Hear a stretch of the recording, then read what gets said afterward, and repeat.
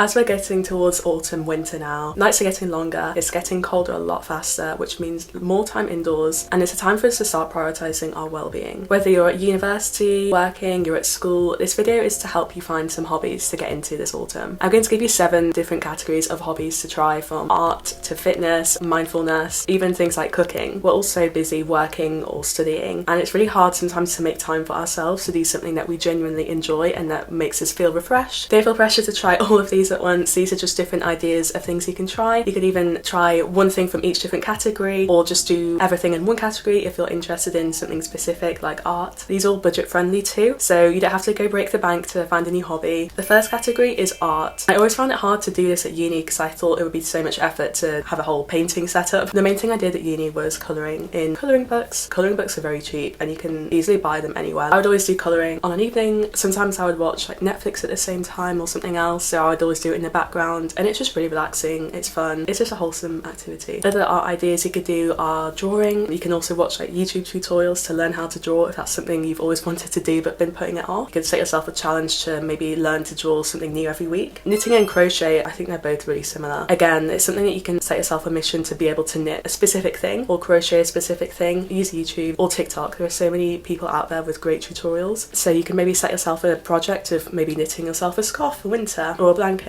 And if you have a vision in mind of something you actually want to create, you're far more likely to actually continue with the hobby rather than just trying to learn for the sake of it. So knitting and crochet, it can be a bit tedious at first because they are quite difficult to get the hang of, but once you do, it's really fun. Embroidery is something that I like to do too. I've never actually completed anything embroidery wise. You can do it onto fabric and then make it into something else like a keyring, or you can always embroider like straight onto your jeans if you've always wanted to have like a cute pattern on the pocket of your jeans. That's something that I kind of want to try. I've got an old pair of jeans that I think I could make quite cute with some embroidery. I've included in art making a vision board because I feel like it is a very creative thing to do, especially if you do a physical one. I really want to do one this autumn, actually, a physical one. I want to buy a big corkboard and put it above my desk and have loads of photos on it. I think the process of making one is really creative. You get to choose all the photos yourself, what kind of inspires you, put them all together. I think a physical vision board is definitely more effective than on Pinterest. You can make one on Pinterest too. Just make sure you actually look at it. I've always made them and just never looked at them, but it's a lot easier to do on Pinterest, and you can keep adding to it and changing it, so it's a lot easier. It's quite motivational to make something like that. Again, going into the colder, darker months, it can be a bit bleak, so having something fun to look at. You could even make it as your laptop wallpaper or your phone wallpaper. I have matching ones on my phone and my laptop, and I always change them around every season depending on what colour I'm feeling. Finally, I think these two go together for art, and that's photography and scrapbooking. Especially if you just started uni, that's a really fun one to do, to document your whole process. If you have any phone, you can just take loads of photos. You can add filters on too to make it look like they were taken on a digital camera. If you do want to buy a digital camera, you can get them from Vinted, eBay, or even use a Polaroid camera. And I see you can plug it into your phone and it prints off Polaroids anyway, so you can print off photos from your phone if you'd rather actually see what the photo looks like first, because Polaroids can be quite random. And so once you've taken all your photos, you can get into scrapbooking. It's something you do over time. It's not something you just spend a couple of days doing. Every sort of 6 months I'll go back to my scrapbooking, add in my new photos. I like to also add things in there like, I don't know, a train ticket, and I think that's a really fun way to make collages of your life in a scrapbook. The second category is music. Most obviously there are things like playing a musical instrument or singing, but if it's not something you've already done, it can be quite costly to just start playing the piano. If you do already know how to play them, then pick up your instruments and start playing them. One of my favourite things to do every season is make a new playlist. I have a playlist now for, I think I have an autumn, a spring and a summer one. Obviously winter is just like a Christmas playlist. And I find it really fun to add new music and remove different songs. I'll link down below my Spotify if you're interested in seeing my autumn one. And it's fun to make a cover for the playlist and really feel autumnal. I have a lot of folklore and evermore in my autumn one because I've had them for a couple of years now. I get really nostalgic listening to certain songs because they remind me of a certain moment in time or a memory. You can also make different playlists for different reasons, like you can have a library playlist if it's just white noise or something. You can also make one for whilst you're getting ready, like a hype playlist, and it really helps you to romanticize every moment and just really get into your feels. Moving away from art and music is fitness. I think fitness can sometimes feel so overwhelming if it's not something you already do. It can feel so overwhelming to get into it. I used to always go to the gym, and now I just sort of do home workouts because I feel like they're just as effective, at least for what I do. So something new you could try is yoga. There are so many free yoga classes you can do online, like through YouTube. You can just do them in your bedroom, your living room. I think doing it yourself, if you've never done it before, is a really great introduction because you're not surrounded by other people, there's no pressure. You can find classes near you as well if you'd rather go with your friends, have like the full experience, I guess, in person. If you've never tried it before, I would say maybe try it on your own first, just to check if it's actually something you'd like to do. With yoga, you can do it on a morning or an evening, and they're both completely different. they both feel great. I mean, there's nothing better than doing some relaxing breathing, stretching right before bed. It's so relaxing. I've never tried the next one, but meditation is always something I see people trying. I would like to get into it, but I don't know, I feel like I get too distracted. I just think about other things. Meditation again is another good one that's really great for mindfulness. You could do it for 5 minutes when you wake up or just before you go to sleep, and just really help clear your mind so you're ready for the day. Something a little more intense would be going to the gym. I think I said this in a different video, but I use ChatGPT to make my own fitness plan. I just use prompts like, I don't know, make me a 5-day fitness plan. I want to focus on working out these specific areas. You can also ask it for advice on recipes, or just do what feels right for you. When I did go to the gym, I used to love gym classes. I used to always do step, pilates, barre. I just thought they were a really fun way to work out. I find it really motivational. If you're in a room full of other people, you can't just stop halfway through, or you can't really just leave. I mean, you can, but that would be a bit awkward. It's a really motivational way to actually do a workout because you're in there for 45 minutes, an hour, working out non-stop. I would really recommend trying a gym class. Another hobby you could try, I'm not ever going to try this honestly because I hate running, but the park run. I know that's a really popular thing for people. I think most towns have a park run, I believe, on a Saturday morning. I think that's a really wholesome way to meet people if you're at uni, or an excuse to get out of bed on a weekend and do some exercise. If running's your thing, do the park run. I will not be joining you, but good luck. If you refuse to buy a gym membership like me, because they are so expensive now that I'm not a student, home workouts, I swear by these. I think they're so fun. I do a lot of dance workouts from home. I use a lot of MadFit ones, like she just did a Taylor Swift one to the new album. Definitely go check that out. It's just nice, and I think it's a really great way to build up your fitness routine and also your confidence. Again, if you want to start going to the gym, I think it's easier to start working out from home first to feel more confident in your movements, and then you can go to a gym. And don't overlook the importance of stretching either. That's something that I always try to do, especially as a dancer, to maintain flexibility. You can also do guided stretching, like follow someone else on YouTube, or I think there are even stretching classes. When you get out of bed on a morning, just make sure you stretch, or before going to bed. It just feels so good and you relieve a lot of tension doing that. Walking as well. Walking is free. It's so easy, especially in autumn. If you're lucky enough to live near a park, it's a great way to romanticize autumn. You can watch all the leaves changing colours, look out for wildlife, even for 5-10 minutes on the morning, or you can make it more intense and go for a longer walk, or increase your pace and make it more of a workout. Related to fitness is mindfulness. If you're looking after your body, you need to be looking after your mind too. One of the easiest ways to do that is journaling. Even just brain dumping on a night, just writing about random things that happened during a day, things that you remember, things that maybe annoyed you or made you happy. It's interesting to look back, say, a year on to see what happened in your day, because a lot of the time we just forget about those random memories. So journaling is a nice way to sort of document your random day-to-day activities, and also it's a way to work through those thoughts and feelings. You can also learn how to manifest. I actually did do a video on how to manifest recently. If anything, it's just a fun way to romanticize life. It's a great way to hold yourself accountable for meeting your goals too. If you're enjoying this video so far, don't forget to subscribe. There are a lot of things that you can do on social media, hobby-wise. Even if you don't post anything, I think it's a really fun way to make your life a bit more whimsical. You could do a TikTok get ready with me whilst you're doing your makeup. Even if you just need to rant about something and you're on your own, you can just film a TikTok. You don't even have to post it. If you're studying and you want to just get off your phone, a really great way to make sure you don't pick up your phone is just film yourself studying. If you're filming yourself studying, you physically can't go on your phone unless you stop the recording. Another great way to really romanticize the season, whether you're a student or working, is using Pinterest. You can make your own posts. This is the photography earlier that I was talking about. If you're not interested in uploading things, you can make your own vision boards, like cozy autumn nights in or Halloween ideas. And finally, trying brain training games. Any games on your phone to replace doom scrolling. Chess game that everyone loves, that's a really great one. You're learning strategy, and I mean, it's surely got to be better for your brain than scrolling on TikTok. Sudoku, I think that's a really great game. Wordle, these are especially great if you commute, if you're on the bus or a train, and a lot of the time you don't really need internet or data for these games. The next category is food, which is something I really leaned into a lot when I was at uni. So I would always try and cook a new meal and try new recipes. I didn't always want to rush my meals as a student. I wanted to really enjoy them. You could also do baking with your flatmates. If you don't want to buy all the different ingredients, which I know can be a bit of a hassle, you can buy those pre-made mixes that come in a box and then just use someone's tray, make some brownies, something fun to do with your flatmates, and it doesn't really break the bank. A good one for the weekend is making pancakes too. I think they're quite easy to make, especially again if you're with your flatmates. It's a really fun morning thing to do. Finally, these are just a bunch of other random hobbies that you could try, such as reading. As a law student, I really had a love-hate relationship with reading for fun outside of my degree, but it's a really nice hobby to have, especially on an evening. And a really budget-friendly way to read is obviously use a library if you have one near you, or if you want a specific book, use Vinted, so you don't have to spend £10 on a new book every single time. And obviously once you're done with it, you can just resell it. Try to learn a new language as a hobby. Obviously Duolingo, you can watch your favourite series in a different language, and it's something you can dip in and out of. It's not something you have to really commit to. Something else hobby-wise is doing my own nails. I got one of those gel nail kits and it's so fun. I've done a few different shorts of me doing my nails. I get to save so much money by not paying to get manicures, so I'd really recommend it if you're working or at at school and you're just surrounded by people all day, it's a really great way just to have some time alone to do your nails. So those are all of the hobbies. Comment down below if you think I missed any hobbies out, but I hope you enjoyed that video. I hope you found it inspiring to try something new. Let me know if you are going to try anything on this list, and I hope you enjoyed watching. Bye.